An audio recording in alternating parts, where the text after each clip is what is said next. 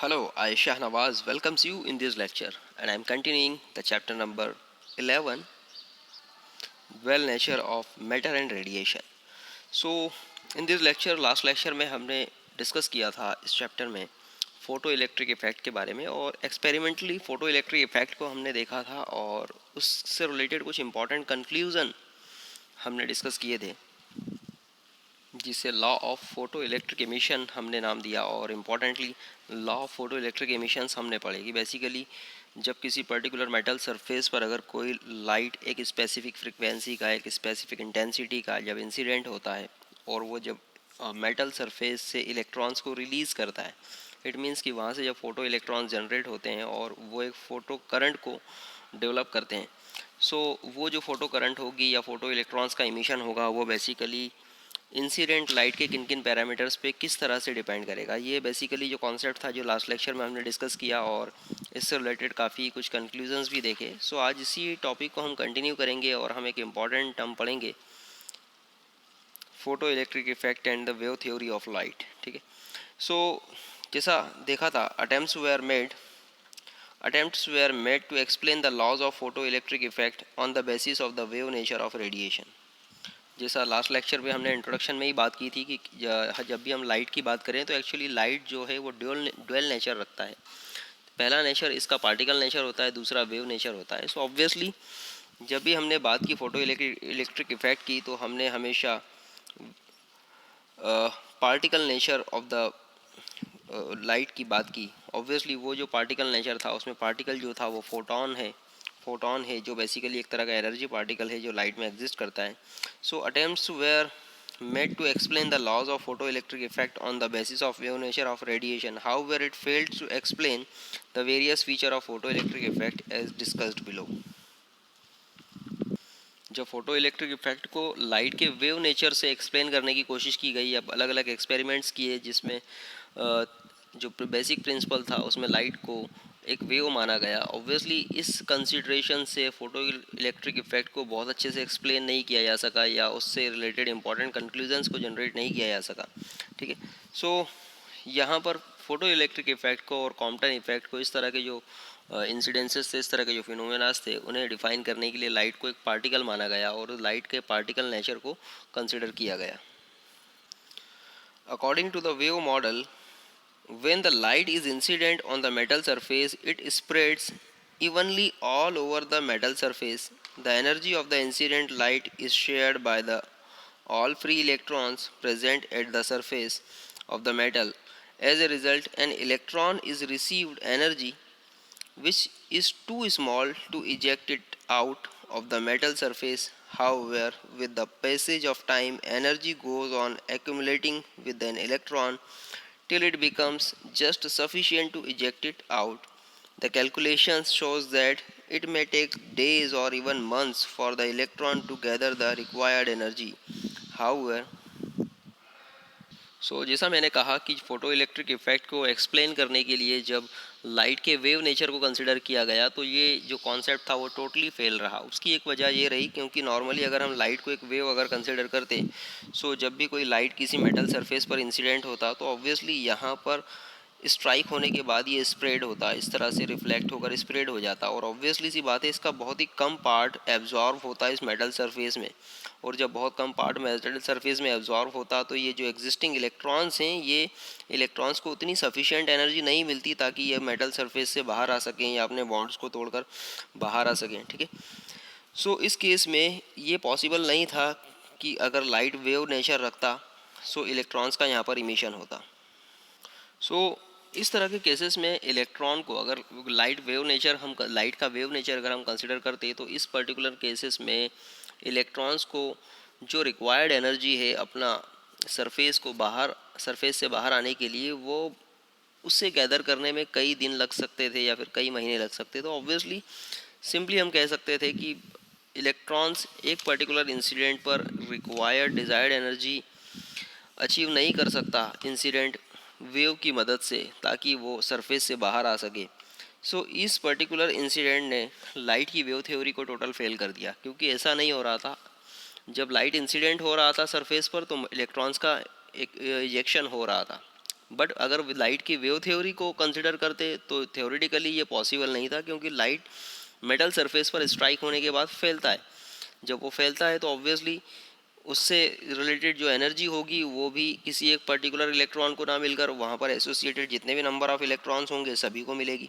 ठीक है, इसका जितना भी पार्टिकल, सपोज ये कुछ पार्ट तो इसका रिफ्लेक्ट होकर बाहर आ जाएगा, लेकिन जितना भी पार्ट अंदर एब्जॉर्व हो रहा है तो वो किसी पर्टिकुलर एक इलेक्ट्रॉन को ना मिलते हुए क्या हो रहा था, नंबर ऑफ इलेक्ट्रॉन्स को मिल रहा था थोड़ा थोड़ा।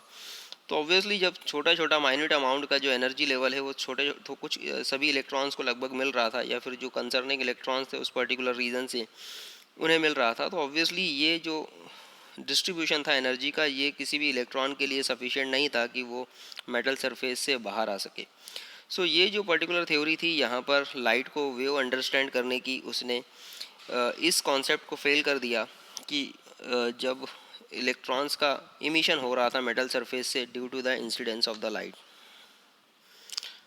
However, the photoelectric effect is found to be instantaneous. Thus, wave nature of radiation cannot be explained the instantaneous emission of photo electron. ठीक है, सो जबकि यहाँ पर इलेक्ट्रॉन्स का इमिशन तो हो ही रहा था जैसा मैंने कहा, और ये इंस्टेंटेनियस हो रहा था, जैसी लाइट वेव इंसिडेंट हो रही थी इलेक्ट्रॉन्स का इमिशन हो रहा था एट द सेम टाइम। जब लाइट जैसे सपोज, हालांकि इनमें एक डिले होता है लगभग 10⁻⁹ सेकंड का, जो हमने लास्ट लेक्चर में डिस्कस किया था, बट हम उसे फिलहाल यहाँ पर इमीडिएट ही मानेंगे। जैसे यहाँ पर लाइट इंसिडेंट हो रही थी इलेक्ट्रॉन्स का इमिशन हो रहा था, ये लाइट इंसिडेंट हो रही थी इलेक्ट्रॉन्स का इमिशन हो रहा था, बट ये जो इमिशन हो रहा था ये वेव थ्योरी से प्रूफ नहीं हो रहा था, इसलिए यहाँ पर एक लाइट को वेव कंसिडर करने वाला जो कॉन्सेप्ट था वो पूरी तरह से फेल नज़र आ रहा था। So according to the wave model, no matter what the frequency of incident light is, even less energetic light should be able to cause the photoelectric emission in any metal, provided the metal surface is kept exposed to the light for the sufficient time.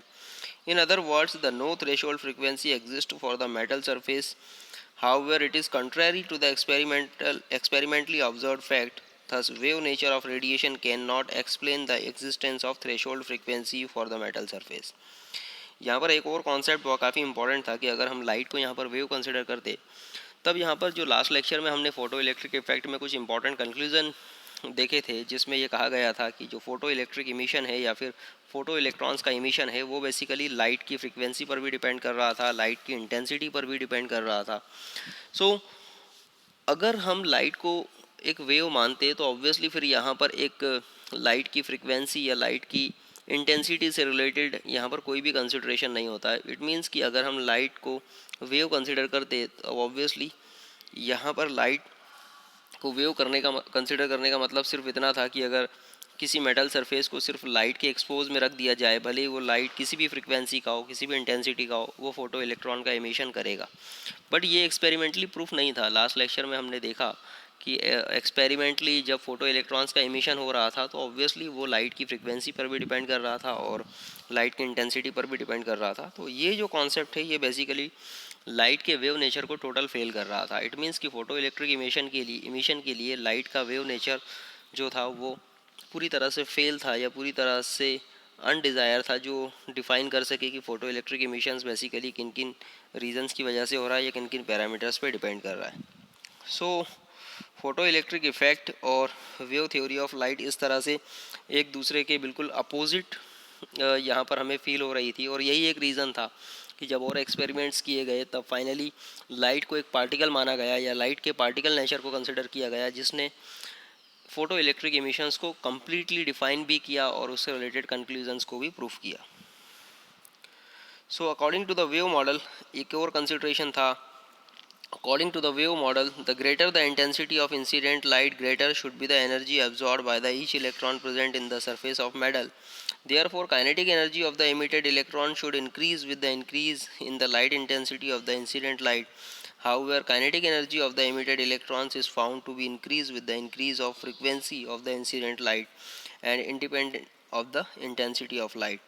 Thus, wave nature of radiation cannot explain the fact that kinetic energy of the emitted electrons is independent of the intensity of light and depends on its frequency.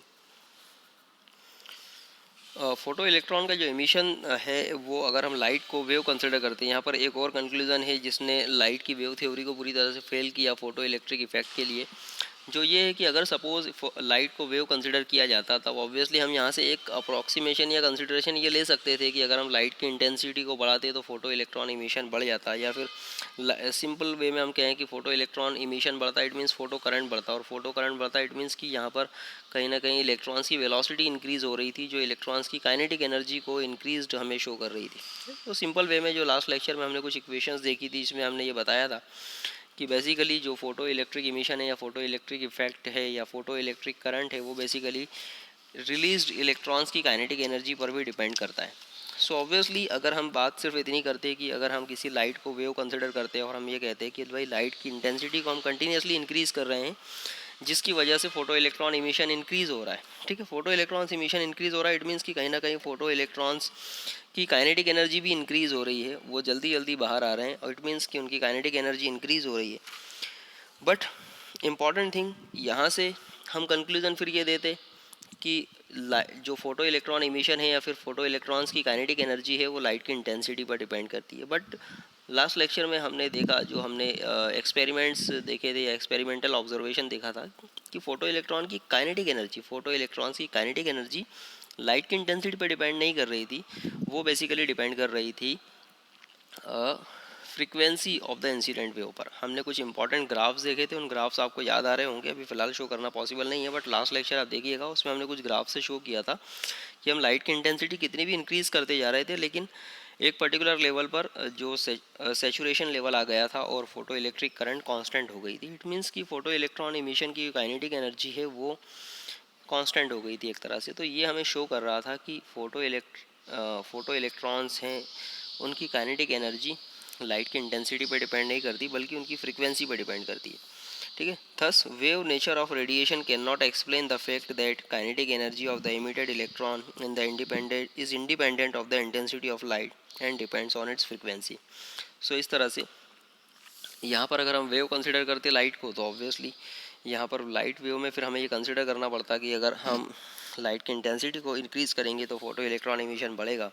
It means light की intensity को increase करने का मतलब है कि light का exposure बढ़ाना metal surface के लिए, और ऑब्वियसली एक्सपोजर बढ़ेगा तो इमिशन ज़्यादा होना चाहिए। बट एक्सपेरिमेंटली ये कॉन्सेप्ट फेल था, जबकि ट्रूथ ये था कि जो लाइट फोटो इलेक्ट्रॉन इमिशन की काइनेटिक एनर्जी है वो डिपेंड कर रही थी लाइट की फ्रीक्वेंसी पर, ठीक है। सो ये जो कुछ तीन इंपॉर्टेंट कंक्लूजन थे जिसने लाइट की वेव थ्योरी को पूरी तरह से फेल कर दिया फोटो इलेक्ट्रिक इफेक्ट के लिए, और लाइट को एक पार्टिकल कंसिडर करवाया ताकि वो फोटो इलेक्ट्रिक इफेक्ट को इजीली डिफाइन कर सके। सो काफ़ी इंपॉर्टेंट कंक्लूजन थे ये तीनों। इसके बाद अगर हम बात करें particle nature of light, obviously क्योंकि वेव थ्योरी पूरी तरह से फेल हो गई, लाइट की वेव थ्योरी पूरी तरह से फेल होती हुई यहाँ पर नज़र आई हमें फोटो इलेक्ट्रिक इफेक्ट के लिए। सो फाइनली यहाँ पर पार्टिकल नेचर कंसिडर किया गया, और ऑब्वियसली जब पार्टिकल वर्ड की बात हुई तो हमने लास्ट लेक्चर में डिस्कस किया था कि वो जो पार्टिकल था, अगर हमने माना कि भाई सपोज लाइट एक पार्टिकल है, तो पार्टिकल कौन सा पार्टिकल है, तो उस पार्टिकल को नाम दिया गया फोटोन। वो पार्टिकल है बेसिकली फोटोन। तो since wave nature of light could not offer the satisfactory explanation to the observed facts about the photoelectric effect, Einstein arrived at the important result that light has got particle-like behavior during its interaction with the matter. ठीक है। So Einstein ने finally एक important results दिए और कहा कि light है जो है वो पार्टिकल लाइक बिहेवियर शो करता है। लाइट बेसिकली पार्टिकल है, ठीक है, during its interaction with matter. जब ये इंट्रैक्ट होता है किसी भी मटेरियल से, जब ये किसी भी मटेरियल से लाइट इंट्रैक्ट होगा तो ये एक पार्टिकल की तरह बिहेव करेगा, इसका नेचर एक पार्टिकल की तरह होगा। So according to him light consist of the particles associated with definite amount of energy and momentum. So light से एसोसिएटेड जो पार्टिकल्स होंगे, जिसे हमने फोटोन कहा, इसमें एक डेफिनेट अमाउंट ऑफ एनर्जी होगी, डेफिनेट अमाउंट ऑफ मोमेंटम होगा, ठीक है, मोमेंटम होगा। So these particles were later named as a photons, ठीक है, इन पार्टिकल्स को फाइनली कहा गया photon. Photon is a packet of energy. Photon को अगर से कहें हम तो photon is a packet of energy. It possess the energy given by E is equals to H nu. जो फोटॉन्स हैं, जो बेसिकली लाइट से एसोसिएटेड पार्टिकल्स हैं, उनकी एनर्जी को डिफाइन किया गया E is equals to H nu. यहाँ पर न्यू एच जो है बेसिकली 6.62 10⁻⁻34 जूल सेकेंड इसकी वैल्यू है, और ये है Planck constant H is a Planck constant whose value is 6.62 into 10 raised to the power minus 34 joule second, और ये कांस्टेंट है, इसकी वैल्यू हमेशा कांस्टेंट होगी. New is a frequency of the photon, और न्यू है फ्रीक्वेंसी ऑफ फोटोन, उस photon की फ्रीक्वेंसी है जो उस इंसिडेंट लाइट से एसोसिएटेड है और जो मैटर से इंटरेक्ट हो रहा है. अगर if lambda is a wavelength of photon, अगर हम लैम्डा को फोटोन की वेवलेंथ कंसिडर करें, अब यहाँ पर एक कन्फ्यूज़न हो जाता है कि अब सर यहाँ पर हम पार्टिकल की बात कर रहे हैं बेसिकली, कि photon is a particle, so what about the wavelength, wavelength तो हमेशा वेव की होती है. सो एक्चुअली यहाँ पर जब भी हम किसी पार्टिकल की बात करें तो यहाँ पर ये पार्टिकल किस तरह से मोशन में, ठीक है, ये पार्टिकल है एक तरह के मोशन में, और ये जो मोशन कर रहा है इसका मोशन ऑब्वियसली एक साइनसोइडल वेव की तरह ही होगा. सो इसका मोशन का जो लोकस होगा उस लोकस की वेवलेंथ बेसिकली यहाँ पर डिफाइंड है लैम्डा, ठीक है. So don't be confused, basically ये काफ़ी एक हायर लेवल का कॉन्सेप्ट है जो बेसिकली 12th सिलेबस में कवर्ड नहीं है, इंजीनियरिंग फिजिक्स में बेसिकली काउंट होता है. सो यहाँ पर lambda is basically the wavelength of the photon, wavelength of the photon. So don't be confused कि if the photon is a particle, so how the wavelength exist.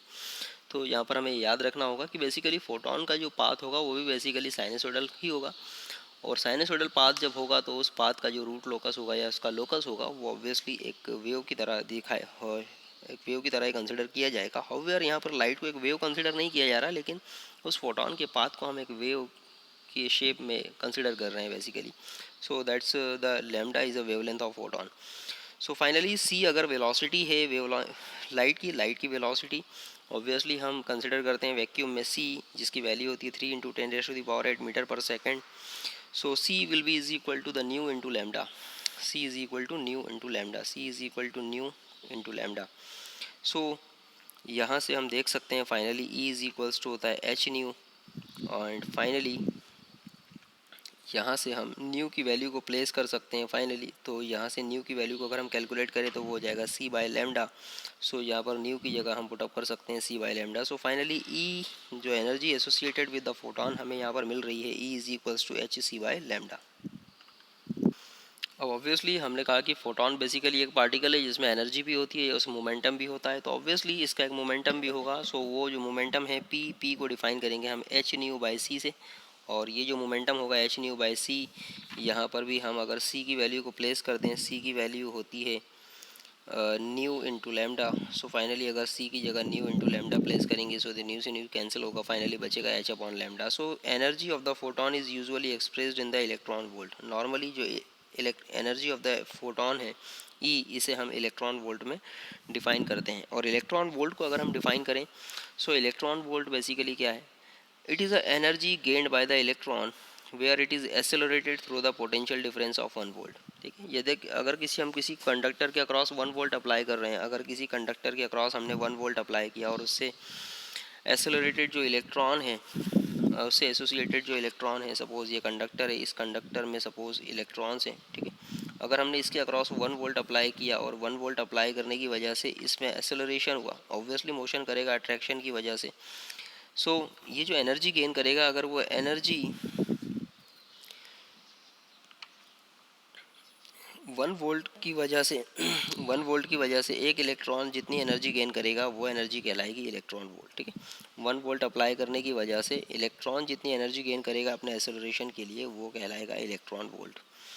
So finally हम कह सकते हैं it is the energy gained by the electron when it is accelerated through the potential difference of 1 volt. So 1 electron volt normally होता है, क्योंकि energy की बात की है और एनर्जी को जूल में मेज़र किया जाता है, इसलिए 1 इलेक्ट्रॉन जो वोल्ट होता है 1.6 इंटू 10⁻⁻⁻19 कूलम. क्योंकि देखिए यहाँ पर 1 इलेक्ट्रॉन वोल्ट लिखा है, 1 इलेक्ट्रॉन की वैल्यू होती है 1.6 इंटू 10⁻⁻19 कूलम, और वोल्ट की होती है बेसिकली वोल्ट, और यहाँ पर वोल्ट की वैल्यू कितनी है 1 volt, obviously 1 volt. So finally 1 volt जो हो जाएगा वो हो जाएगा 1.6 into 10⁻⁻19 multiplied by 1. So finally ये हो जाएगा 1 का मल्टीप्लिकेशन सेम ही रहेगा यहाँ पर 1.6 इंटू 10⁻⁻19 और यूनिट हो जाएगी जूल. सो इस तरह से 1 इलेक्ट्रॉन वोल्ट की वैल्यू हमें यहाँ पर मिल गई. इसी तरह से इसकी बिगर यूनिट्स भी होती है.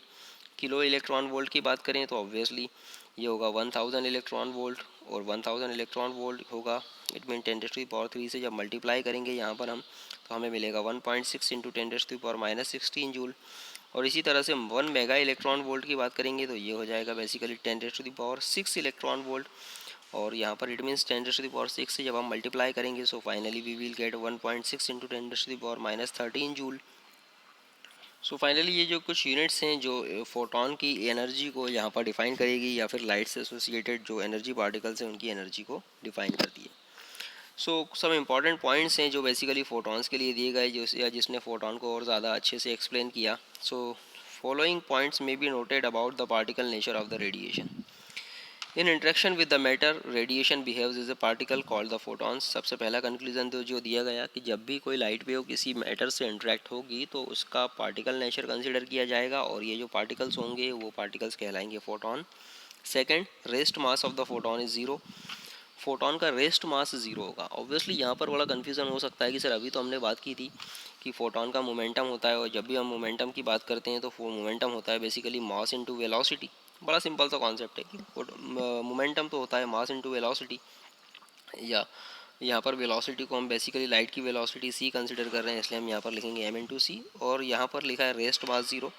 तो एक बात हमें याद रखनी होगी कि वो जो फोटॉन का एग्जिस्टेंस है वो हमेशा हमेशा मोशन में कंसिडर किया जा रहा है। फोटॉन को एक रेस्ट पार्टिकल कंसिडर नहीं किया जा रहा है ना। फोटॉन स्टेशनरी पार्टिकल नहीं है, एक रेस्ट पार्टिकल नहीं है। अगर वो लाइट के साथ एसोसिएटेड है, अगर हम उसकी वेवलेंथ कंसिडर कर रहे हैं, अगर हम उसकी फ्रिक्वेंसी कंसिडर कर रहे हैं तो यहाँ से ये चीज़ें प्रूफ हो रही है कि photon is basically a moving particle जो कंटिन्यूसली मोशन में है, जो रेस्ट में नहीं है कभी भी। वो कभी भी रेस्ट में नहीं है, वो हमेशा मोशन में। सो इसलिए यहाँ पर क्योंकि हमने कंसिडर जब किया कि जब फोटॉन का एग्जिस्टेंस रेस्ट में है ही नहीं, स्टेशनरी सिचुएशन में है ही नहीं, सो इट मीन्स कि यहाँ पर फोटॉन का जो मास है या फोटॉन का एग्जिस्टेंस रेस्ट में होगा ही नहीं। इसलिए रेस्ट की सिचुएशन में फोटॉन के मास को हमने ज़ीरो कंसिडर किया है। इसका जो भी मास होगा, ऑब्वियसली ये पार्टिकल है तो इसका एक मास होगा, लेकिन वो जो मास होगा वो डेफिनेटली मोशन की सिचुएशन में होगा। बट फिलहाल हमें यहाँ पर इसके मास से रिलेशन नहीं होता, हमें मतलब होता है इसकी एनर्जी से। इसलिए जितने भी हम डेरिवेशन देखेंगे, इक्वेशंस देखेंगे, उसमें हम कभी भी फोटॉन के मास की बात ना करते हुए हमेशा उससे एसोसिएटेड एनर्जी की बात करेंगे और वो एसोसिएटेड एनर्जी हमेशा प्लैंक्स कांस्टेंट की टर्म्स में ही डिफाइन की जाएगी। P is equals to h upon lambda, जो हमने इसका मोमेंटम डिफाइन किया और इसकी जो एनर्जी डिफाइन की एच सी अपॉन लैम्डा। इन दोनों ही केसेस में यहाँ पर आप देख सकते हैं प्लैंक कांस्टेंट काफ़ी इंपॉर्टेंट एक कांस्टेंट है। So the rest mass of the photon is always zero.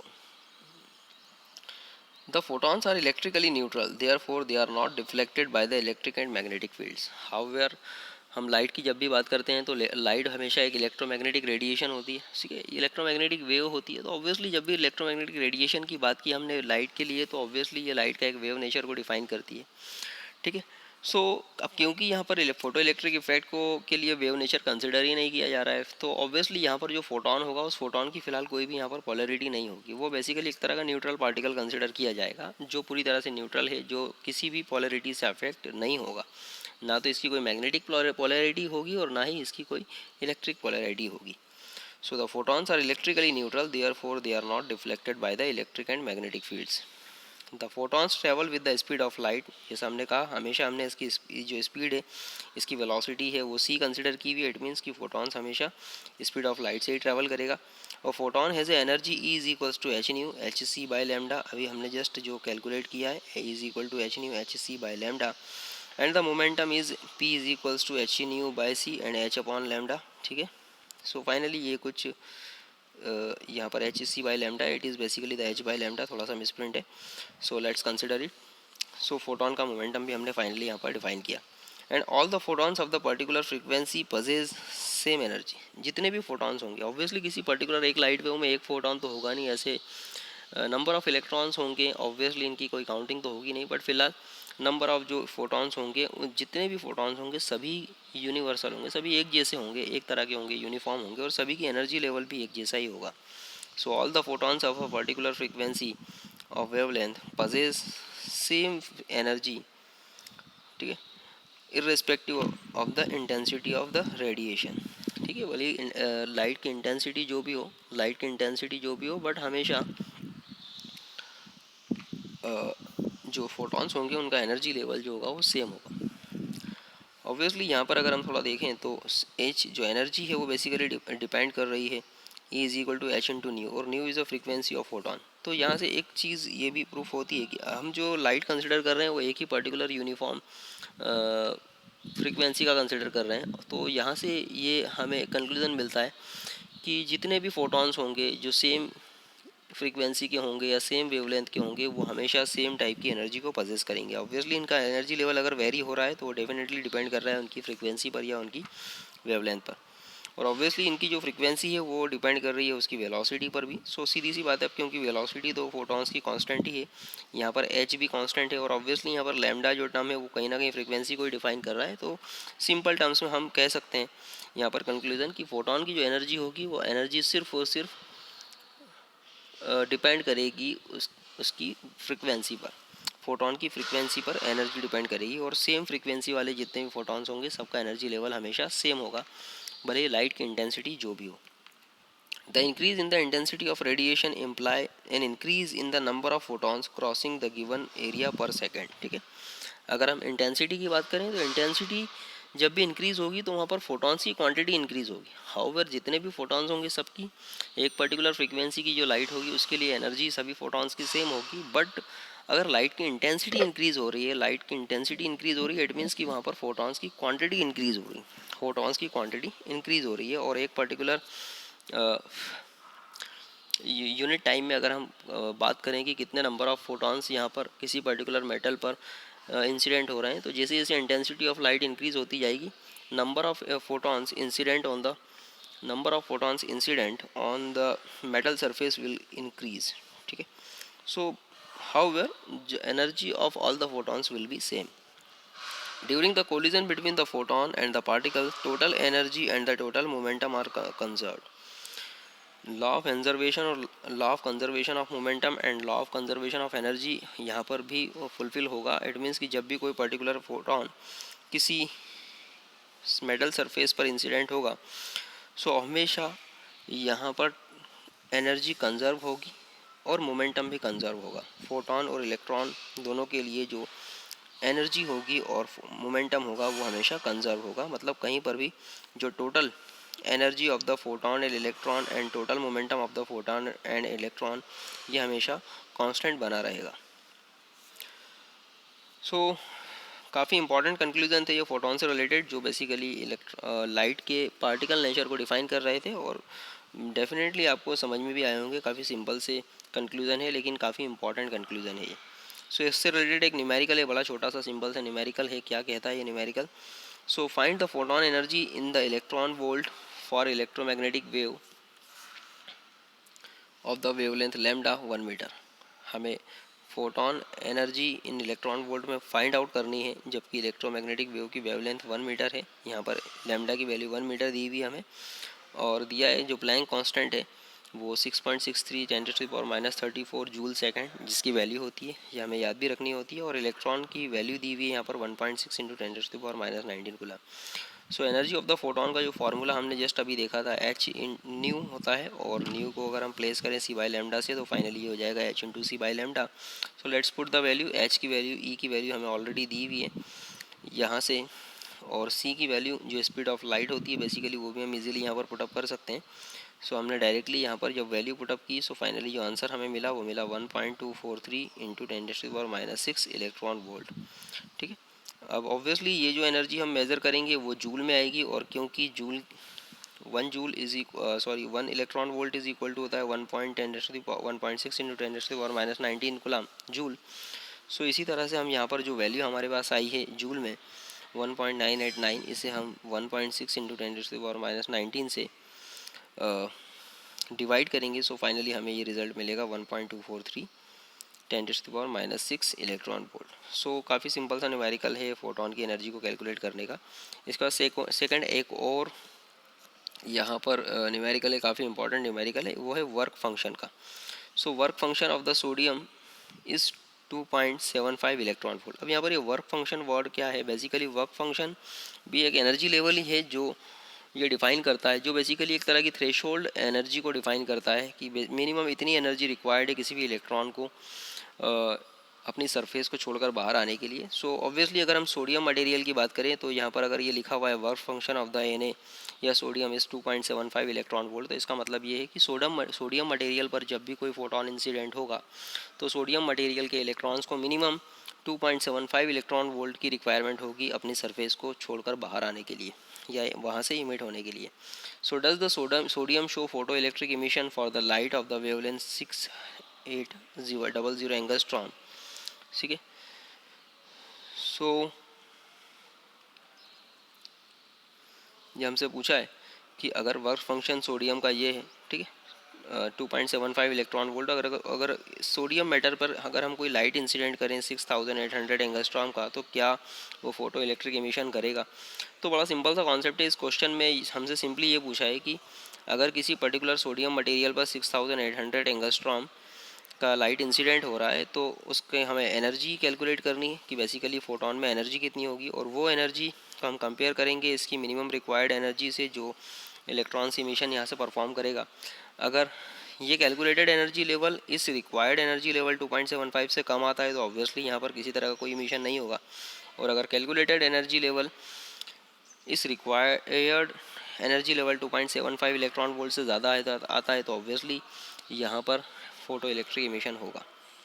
सो बड़ा सिंपल सा कॉन्सेप्ट है। यहाँ पर हमें लेमडा की वैल्यू दे दी हुई है 6800 एंगस्ट्रॉम। इसे हम मीटर में कन्वर्ट करेंगे तो इसमें हम 10⁻⁻10 मीटर से मल्टीप्लाई करेंगे। सो फाइनली ये हो जाएगा 6.8 इंटू 10⁻⁷ मीटर। अब एनर्जी ऑफ द फोटोन का formula H into c by lambda हमारे पास है ऑलरेडी। यहाँ से H की वैल्यू भी हमें दी हुई है, H की वैल्यू पुटअप करेंगे, C की वैल्यू हमें पता है 3 इंटू 10⁸ मीटर पर सेकेंड, और लेमडा ऑलरेडी हमने कैलकुलेट कर लिया है मीटर में 6.8 इंटू 10⁻⁷। हम जब इसे कैलकुलेट करेंगे तो फाइनली हमें एनर्जी ऑफ द फोटोन मिलेगी 2.925 इंटू 10⁻⁹ जूल। ये एनर्जी मिली है हमें जूल में। इसे हम कन्वर्ट करेंगे इलेक्ट्रॉन वोल्ट में, तो इलेक्ट्रॉन वोल्ट में कन्वर्ट करने के लिए हमें इसे डिवाइड करना पड़ेगा 1.6 इंटू 10⁻⁹ से। सो फाइनली जब हम इसे डिवाइड करेंगे तो हमें फोटोन की एनर्जी मिलेगी इन इलेक्ट्रॉन वोल्ट 1.828 इलेक्ट्रॉन वोल्ट। सो देखिए फोटोन की जो एनर्जी है जो 6800 एंगस्ट्रॉम वेवलेंथ की लाइट में या लाइट से एसोसिएटेड जो फोटोन है उसकी जो एनर्जी हमने कैलकुलेट की है वो है 1.828 इलेक्ट्रॉन वोल्ट। जो रिक्वायर्ड एनर्जी लेवल, अगर इस एनर्जी लेवल का फोटोन किसी सोडियम मटेरियल पर इंसिडेंट होगा तो ऑब्वियसली वो मैक्सिमम कितनी एनर्जी दे सकता है किसी भी इलेक्ट्रॉन को, इतनी ही देगा जितनी उसमें एनर्जी है। कोई भी फोटोन अब इलेक्ट्रॉन को उतनी ही एनर्जी ट्रांसफ़र कर सकता है।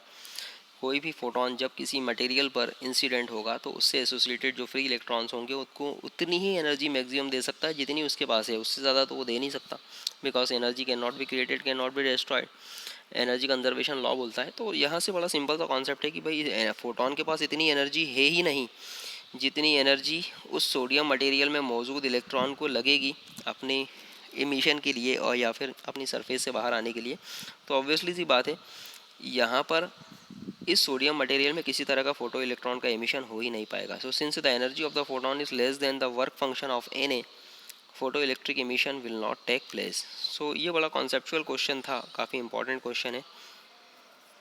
सो अब यहाँ पर हम बात करेंगे basically Einstein photo electric equation की। तो जैसा मैंने कहा कि यहाँ पर आइंस्टाइन ने और ज़्यादा मजबूती से प्रूफ किया था कि लाइट बेसिकली जब भी फोटो इलेक्ट्रिक इमिशन करेगा तो यहाँ पर लाइट का पार्टिकल नेचर कंसिडर किया जाएगा। तो इसे और ज़्यादा अच्छे से डिफाइन करने के लिए आइंस्टाइन ने कुछ इंपॉर्टेंट इक्वेशंस को डिफाइन किया ताकि हम और अच्छे से कंक्लूड कर सकें फोटॉन्स और इससे रिलेटेड फिनोमिनास को। So to explain the photo electric effect Einstein postulated that energy carried by the photon of the radiation of frequency nu is h nu। ठीक है, ऑब्वियसली जैसा आइंस्टाइन ने कहा था कि जो एनर्जी ऑफ द फोटोन होगी या फोटोनिक पार्टिकल्स होगी वो होगी h into nu. So according to him the emission of photo electron was the result of the interaction of single photon with the in electron in which the photon is completely absorb by the electron.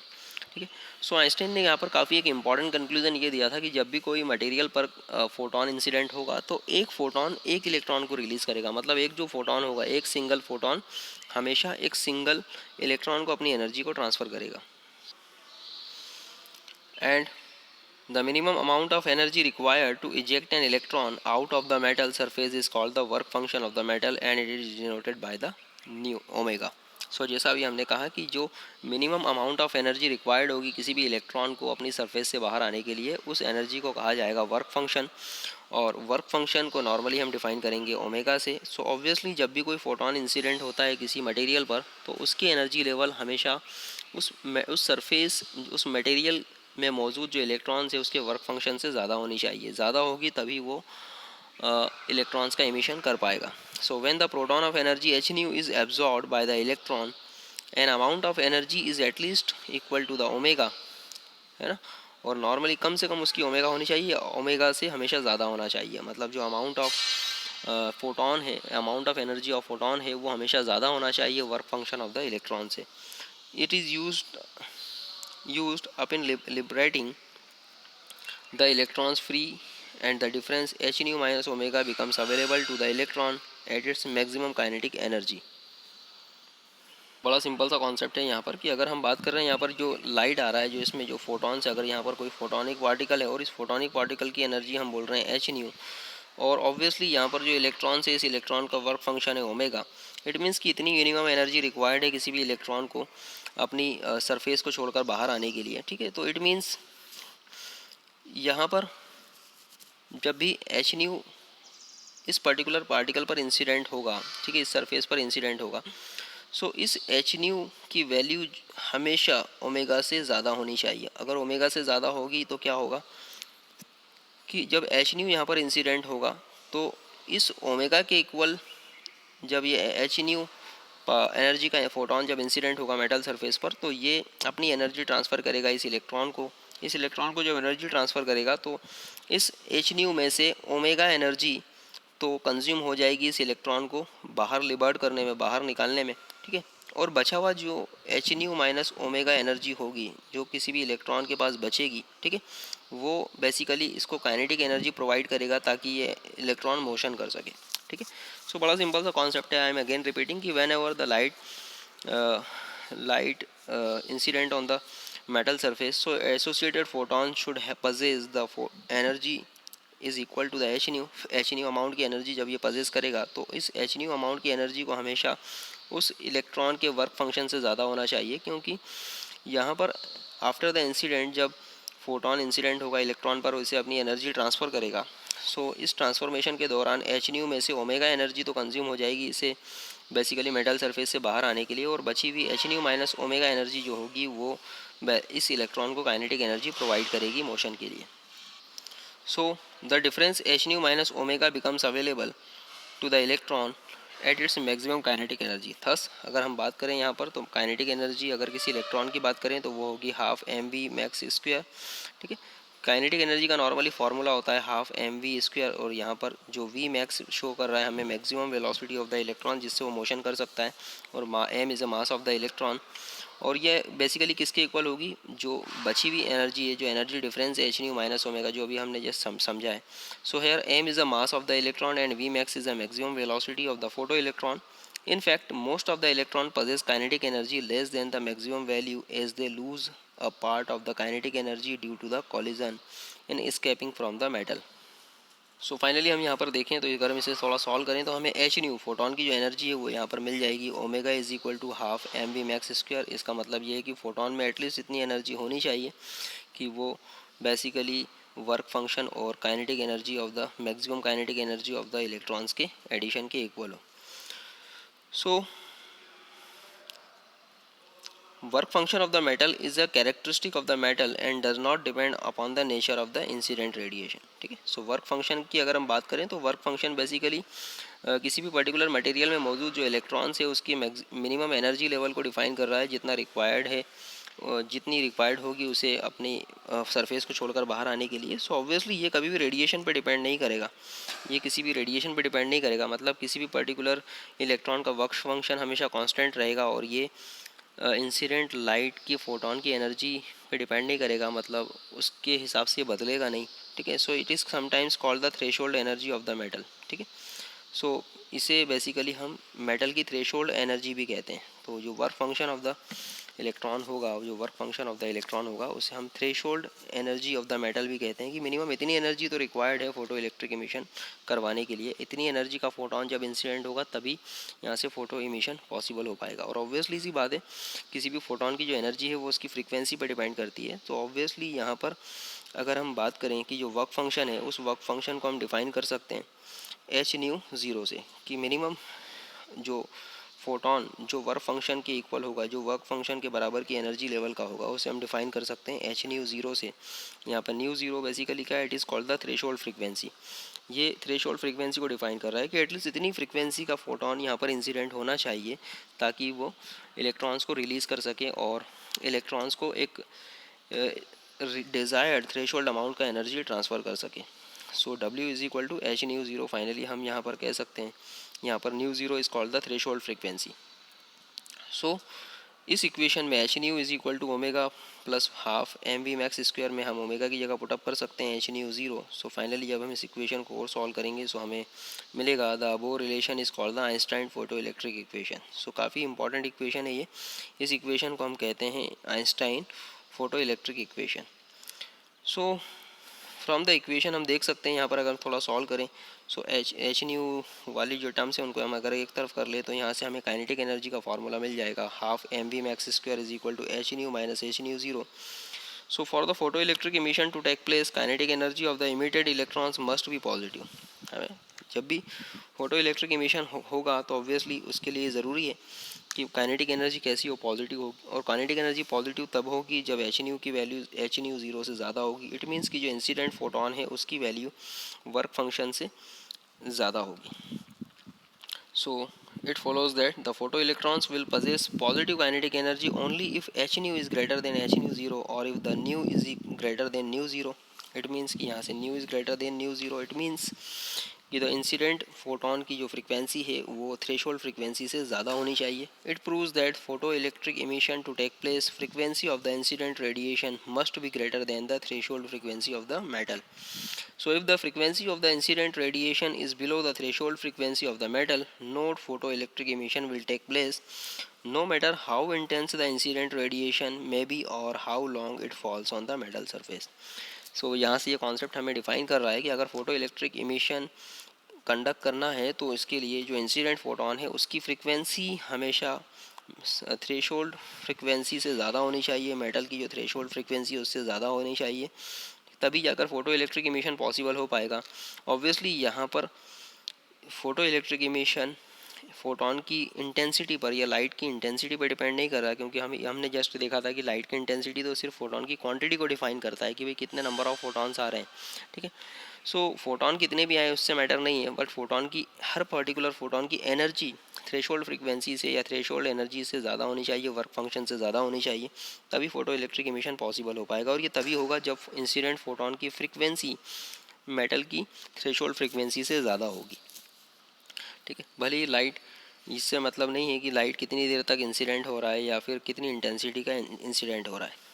So the value of the maximum kinetic energy of the emitted photoelectron depends on linearly on the frequency। हम clearly देख सकते हैं यहाँ पर कि जो maximum kinetic energy है किसी भी फोटो इलेक्ट्रॉन की जो बेसिकली रिलीज होगा, या फोटो इलेक्ट्रॉन की अगर हम बात करें तो वो सीधे डायरेक्टली डिपेंड कर रहा है फ्रीक्वेंसी पर। It proves that maximum kinetic energy of the emitted photo electron increases as the frequency of incident radiation is increase, ठीक है। इट मीन्स कि जैसे जैसे फ्रीक्वेंसी इंक्रीज होगी वैसे वैसे फोटो इलेक्ट्रॉन्स की kinetic energy भी increase होगी। So since the Einstein's equation does not involve a factor representing intensity of the incident radiation, it proves that maximum kinetic energy of the emitted photoelectron is independent of the intensity of the incident radiation, ठीक है। सो यहाँ से Newton Einstein equations भी basically ये proof करती है कि जो फोटो इलेक्ट्रॉन्स का इमिशन है वो फ्रीक्वेंसी पर डिपेंड कर रहा है, इंसिडेंट फोटोन की फ्रीक्वेंसी पर डिपेंड कर रहा है, ये इंटेंसिटी पर डिपेंड नहीं कर रहा है। और यही फोटो इलेक्ट्रिक इमिशन, यही कंक्लूजन सेम प्रूफ हुआ था लास्ट लेक्चर में फोटो इलेक्ट्रिक इफेक्ट को हमने जब एक्सपेरिमेंटली देखा था कि फोटो इलेक्ट्रॉन्स का जो इमिशन है वो बेसिकली लाइट की इंटेंसिटी पर डिपेंड ना करते हुए लाइट की फ्रीक्वेंसी पर डिपेंड करता है। और सेम कॉन्सेप्ट यहाँ पर भी प्रूफ हो रहा है कि फ़ोटो इलेक्ट्रॉन्स का जो इमिशन है और जो या फोटो इलेक्ट्रॉन्स की जो काइनेटिक एनर्जी है वो बेसिकली डिपेंड करती है यहाँ पर लाइट की फ्रीक्वेंसी पर, ना कि उसकी इंटेंसिटी पर। So according to the Einstein, the photoelectric effect arises when a single photon is absorbed by the single electron. One photon one electron phenomena, ठीक है। आइंस्टाइन का ये जो कंक्लूजन है ये तभी प्रूफ हो सकता है जब हम ये बात करें कि अभी, क्योंकि हमने ये बात की भाई फोटोन आया और उसने अपनी सारी एनर्जी एक इलेक्ट्रॉन को ट्रांसफ़र कर दी, तो ऑब्वियसली यहाँ से ये प्रूफ हो रहा है कि ये जो फिनोमिना है या ये जो कॉन्सेप्ट ये प्रूव्ड है one photon one electron theory के लिए, कि एक पर्टिकुलर फोटोन आया, वो इंसिडेंट हुआ किसी मैटर पर, उसने अपनी सारी एनर्जी किसी एक स्पेसिफिक इलेक्ट्रॉन को ट्रांसफ़र कर दी और वो फिर वहाँ से रिलीज़ हो रहा है। So according to the Einstein, photo electric effect arises when single photon is absorbed by the single electron, and it is called the one photon one electron phenomena. Therefore number of photoelectrons ejected will be large when the intense radiation is incident. ठीक है, अब यहाँ पर photons की intensity की बात होगी या फोटॉन्स की क्वांटिटी की बात होगी, क्योंकि यहाँ पर एक फोटॉन एक इलेक्ट्रॉन को अपनी सारी एनर्जी ट्रांसफ़र कर रहा है, तो ऑब्वियसली हमें एक पर्टिकुलर टाइम पीरियड पर अगर ज़्यादा इमिशन करवाना है, ज़्यादा इलेक्ट्रॉन्स इमिट करवाने हैं, ज़्यादा से ज़्यादा इलेक्ट्रॉन्स इमिट करवाने हैं, तो ऑब्वियसली उसके लिए हमें ज़्यादा से ज़्यादा फोटो इलेक्ट्रॉन्स की ज़रूरत पड़ेगी और ज़्यादा फोटॉन्स की ज़रूरत पड़ेगी। और अगर ज़्यादा फोटॉन्स हमें चाहिए तो इट मीन्स इसका मतलब ये है कि लाइट की इंटेंसिटी यहाँ पर इंक्रीज़ करना होगा। So it is because intensity of radiation is proportional to the number of photons per unit area per unit time.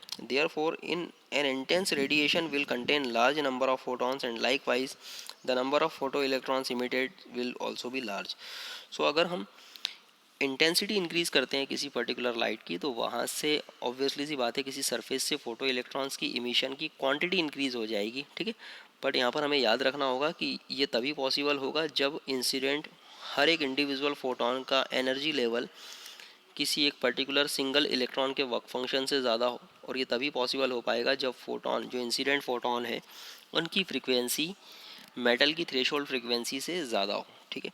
सो अब यहाँ पर अगर हम इंटेंसिटी इंक्रीज़ करते जाएंगे तो ऑब्वियसली वो जो डिज़ायर्ड फ्रीक्वेंसी के फोटॉन्स हैं, डिज़ायर्ड एनर्जी के फोटॉन्स हैं, वो उनकी क्वांटिटी भी इंक्रीज़ होती जाएगी, और जब इनकी क्वांटिटी इंक्रीज़ होगी तो ऑब्वियसली सी बात है इसमें से हर एक फोटॉन हर एक इंडिविजुअल इलेक्ट्रॉन्स को अपनी एनर्जी ट्रांसफ़र करेगा, जिसकी वजह से यहाँ पर नंबर ऑफ फोटो इलेक्ट्रॉन्स की quantity per unit area per unit time increase होती जाएगी। So it proves that number of photo electrons emitted depends on the intensity of incident radiation. So यहाँ से ये प्रूफ हो रहा है कि नंबर ऑफ फोटो इलेक्ट्रॉन्स जो है, फोटो इलेक्ट्रॉन्स की क्वांटिटी, ठीक है। यहाँ से हम काइनेटिक एनर्जी की बात नहीं कर रहे हैं कि जो फोटो इलेक्ट्रॉन इजेक्ट हुआ है उसमें कितनी एनर्जी है या कितनी स्पीड से वो मोशन कर रहा है, ठीक है। इंपॉर्टेंट थिंग इज़ दिस कि कितने नंबर ऑफ कितने ज़्यादा फोटो इलेक्ट्रॉन्स यहाँ से जनरेट हुए हैं, वो डिपेंड कर रहा है लाइट की इंटेंसिटी पर या लाइट रेडिएशन की इंटेंसिटी पर। सो it is because the one photon is capable of ejecting only one electron provided that new is greater than new zero. ये तभी पॉसिबल होगा जब न्यू की वैल्यू न्यू ज़ीरो से ज़्यादा होगी, जो कॉन्सेप्ट अभी हमने यूज़ किया, ठीक है। So, according to the Einstein, basic process involved in photoelectric emission is absorption of photon of the light by the electron. Therefore, as the photon is absorbed, emission of electrons takes place instantaneously. ठीक है। सो जैसा हमने पहले भी कहा था कि ये जो प्रोसेस है ये बेसिकली इंस्टेंट प्रोसेस है कि जैसे ही लाइट इंसिडेंट होगा इलेक्ट्रॉन्स रिलीज़ होगा। हाउएवर कि लाइट के इंसिडेंट होने में या फोटॉन के इंसिडेंट होने में और इलेक्ट्रॉन के इजेक्ट होने में एक माइन्यूट अमाउंट ऑफ टाइम तो लगता ही है, नैनो सेकंड में 10⁻⁻⁹ सेकंड, बट इसे हम ऑलमोस्ट इंस्टेंटेनियस इंसिडेंस ही मानते हैं। So it may be noted that irrespective of the intensity of incident radiation photo electric emission is instantaneous, ठीक है। सो फोटो इलेक्ट्रिक इमिशन कैसा होता है, इंस्टेंटेनियस होता है। इसे हम इंस्टेंटेनियस कंसिडर करते हैं क्योंकि टाइम डिले इन फोटॉन का इंसिडेंट होना और इलेक्ट्रॉन का रिलीज़ होना वो बहुत कम होता है। अब जब आइंस्टाइन ने अपने कुछ आइंस्टाइन इक्वेशन दे दी फोटो इलेक्ट्रिक इमिशंस के लिए और कंक्लूजन से इसे प्रूव भी कर दिया, तब मिस्टर मिलीमैन आए और मिलीकेन ने आइंस्टीन फोटो इलेक्ट्रिक इक्वेशन को वेरीफाई भी किया। हालांकि इन्होंने जो अपने एक्सपेरिमेंट्स किए थे वो आइंस्टाइन इक्वेशंस को फेल करने के लिए किए थे, बट इनके जो एक्सपेरिमेंट्स के रिजल्ट्स आए उन्होंने कहीं ना कहीं आइंस्टाइन की इक्वेशंस को और ज़्यादा मजबूती दे दी। मतलब जो किया था एक्सपेरिमेंट फेल करने के लिए, लेकिन हो गया वो और ज़्यादा मजबूती और ज़्यादा strongly proved. So, in attempt to disprove the Einstein photoelectric equation, R A Millikan performed a series of experiment, ठीक है। सो आइंस्टाइन के फोटो इलेक्ट्रिक इक्वेशंस को डिस्प्रूव करने के लिए मिलीकैन ने बहुत सारे एक्सपेरिमेंट किए, सीरीज ऑफ एक्सपेरिमेंट्स इन्होंने कर डाली। However in 1912 instead of disproving his experiments rather proved the correctness of the Einstein photo electric equation, ठीक है। तो आइंस्टाइन की फोटो इलेक्ट्रिक इक्वेशंस को और ज़्यादा मजबूती दे दी इनके एक्सपेरिमेंट्स ने डिस्प्रूव करने के बजाय। क्या था आइंस्टाइन फोटो इलेक्ट्रिक इक्वेशन जो अभी हमने देखी, half M we max square is equals to H nu minus H nu zero, ठीक है। अब यहाँ पर अगर हम कहें E is a charge on the electron and V zero is a stopping potential, हमने स्टॉपिंग पोटेंशियल की बात की थी जब हमने फोटो इलेक्ट्रिक इफेक्ट को जब हमने फोटो इलेक्ट्रिक इफेक्ट को एक्सपेरिमेंटली देखा था, तब हमने देखा था कि स्टॉपिंग पोटेंशियल क्या था, वो बेसिकली मैक्सिमम पोटेंशियल था जो इलेक्ट्रॉन्स के मोशन को स्टॉप कर दे, ठीक है। तो ऑब्वियसली वहाँ पर हम काइनेटिक एनर्जी को कैलकुलेट कर पा रहे थे स्टॉपिंग पोटेंशियल की मदद से। So if E is a electron then nu if v zero is a stopping potential, तब हम कह सकते हैं कि जो इलेक्ट्रॉन्स का स्टॉपिंग पोटेंशियल होगा, एक पर्टिकुलर इलेक्ट्रॉन का जो स्टॉपिंग पोटेंशियल होगा वो इसकी एनर्जी को डिफाइन करेगा। तो यहाँ से हम एनर्जी को कैलकुलेट करने के लिए पोटेंशियल को इलेक्ट्रॉन से मल्टीप्लाई कर दें। सो ऑब्वियसली ये इसकी इलेक्ट्रॉन्स की मैक्सिमम काइनेटिक एनर्जी को डिफाइन कर रहा था, क्योंकि ये वो एनर्जी लेवल था जिसने इस काइनेटिक एनर्जी को कैंसिल कर दिया था या इस काइनेटिक एनर्जी के इलेक्ट्रॉन को स्टॉप कर दिया था। सो फाइनली हम कह सकते हैं यहाँ पर H nu minus H nu zero में half M we max square के लिए हम ई वी ज़ीरो भी पुटअप कर सकते हैं। यहाँ से हमें वी ज़ीरो मिल जाएगा H nu by E minus H nu zero by E. So Millikan plotted a graph between the frequency nu along the x-axis and stopping potential V0 along the y-axis over the wide range of frequencies। हम देख सकते हैं अलग अलग frequency के लिए यहाँ पर इन्होंने न्यू और V0 के बीच में एक प्लॉट ड्रॉ किया। The graph was straight line and it has a slope of h upon e and max an intercept minus H nu zero by E on the y axis, ठीक है। हम देख सकते हैं यहाँ पर ये ग्राफ कैसा है, पूरी तरह से एक स्ट्रेट लाइन है जो न्यू ज़ीरो पर क्रॉस कर रहा है एक्स को, और बेसिकली इसका स्लोप है वो slope minus H nu zero by E से डिफाइन हो रहा है, ठीक है। Slope sorry h upon E से डिफाइन हो रहा है इसका, एंड स्लोप हम देख सकते हैं यहाँ पर h अपॉन ई से इसका स्लोप डिफाइन होगा, क्योंकि न्यू ज़ीरो तो बेसिकली यहाँ पर इसकी वैल्यू है। सो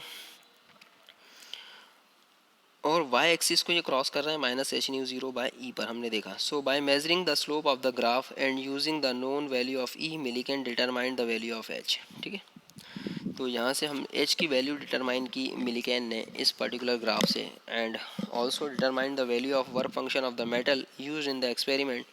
By definition, when the light of the threshold frequency nu zero is incident, photoelectrons just come out and no stopping potential is required, ठीक है। सो ये एक्चुअली डिफाइन कर रहा है कि जब भी बेसिकली एक न्यू ज़ीरो अमाउंट का जब भी लाइट इंसिडेंट होगा तो यहाँ से फोटो इमिशन पॉसिबल हो पाएगा, भले ही उस वक्त स्टॉपिंग पोटेंशियल की वैल्यू ज़ीरो हो। सो एक न्यू ज़ीरो अमाउंट का फोटोन या न्यू ज़ीरो फ्रिक्वेंसी का फोटोन इंसिडेंट होगा किसी पर्टिकुलर मटेरियल पर, तब वहाँ से फ़ोटो इमिशन पॉसिबल हो पाएगा, भले ही उस वक्त वी ज़ीरो की वैल्यू कितनी हो, ज़ीरो, या स्टॉपिंग पोटेंशियल की वैल्यू कितनी हो, zero. So therefore nu is equal to nu zero and v zero equal to zero, हम यहाँ पर देख सकते हैं easily. So the intercept of the straight line graph on the nu axis gives the threshold frequency nu zero which when multiplied with the h gives the work function of the alkali metal, ठीक है। जब हमने इसे H से multiply किया, ठीक है, so finally यहाँ पर हमें मिला एच न्यू ज़ीरो, और एक पर्टिकुलर इंडिविजुअल इलेक्ट्रॉन की अगर हम बात करें तो इसलिए ई से हमने डिवाइड किया, तो ये जो बेसिकली था एनर्जी लेवल, ये हमें डिफाइन कर रहा है which when multiplied with the h gives the work function of the alkali metal, जो अल्कली मेटल के वर्क फंक्शन को डिफाइन कर रहा था। So the values of the Planck constant and the work function of the metal determined by the Millikan's were in close agreement with the values obtained from the other experiments, it verified the correctness of the Einstein photoelectric equation। तो इस तरह से इस equation verified the correctness of the Einstein photo electric equation. So हम कह सकते हैं finally कि जैसा यहाँ पर मिलीकन ने प्रूफ कर दिया कि अगर किसी पर्टिकुलर फोटो इलेक्ट्रिक एमिशन को परफॉर्म करना है तो उसके लिए मिनिमम जो फोटोन की एनर्जी लेवल होना चाहिए, इट मीन्स कि जो फोटोन का मिनिमम फ्रीक्वेंसी लेवल होना चाहिए वो एटलीस्ट न्यू ज़ीरो होना चाहिए, जो थ्रेशोल्ड मेटल की थ्रेशोल्ड फ्रीक्वेंसी को डिफाइन करता है, ठीक है। सो यहाँ से इस इस पर्टिकुलर कॉन्सेप्ट ने आइंस्टाइन की इक्वेशंस को और ज़्यादा मजबूती दी, क्योंकि आइंस्टाइन की इक्वेशंस भी बेसिकली इसे ही डिफाइन कर रही थी। सो आई होप आपको आज का लेक्चर समझ में आया होगा। काफ़ी सिंपल सा लेक्चर था लेकिन काफ़ी इंपॉर्टेंट था। So finally photo electric equations के लिए या फोटो इलेक्ट्रिक एमिशन के कॉन्सेप्ट को प्रूव करने के लिए उससे रिलेटेड जो और कंक्लूजन्स थे वो हमने देखे आइंस्टाइन थ्योरी से और मिलीकेंट थ्योरी से। सो इस लेक्चर को एटलीस्ट 2 से 3 बार ज़रूर देखिएगा। Thank you.